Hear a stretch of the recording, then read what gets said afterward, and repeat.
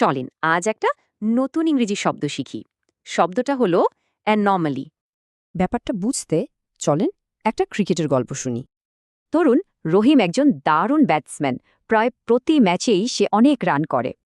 কিন্তু শেষ ম্যাচে সে করল মাত্র ৫ রান। বেশ অদ্ভুত ব্যাপার, তাই না?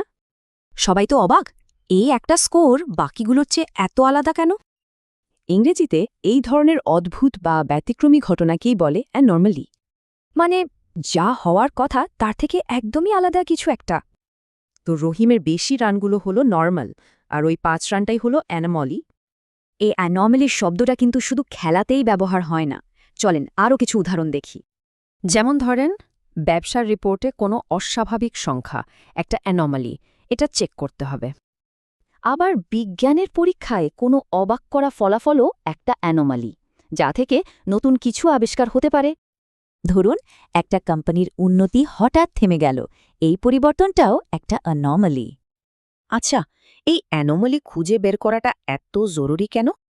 কারণ এগুলো আমাদের ভুল ধরিয়ে দেয়, সমস্যার কথা বলে, বা নতুন কিছু আবিষ্কারে সাহায্য করে।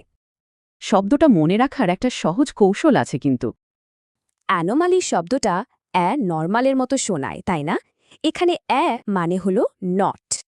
তার মানে অ্যানোমালি হল নট নর্মাল, মানে যা স্বাভাবিক নয়। এবার একটু ভাবুন তো, আজকের দিনে এমন কোনো অ্যানোমালি চোখে পড়েছে কি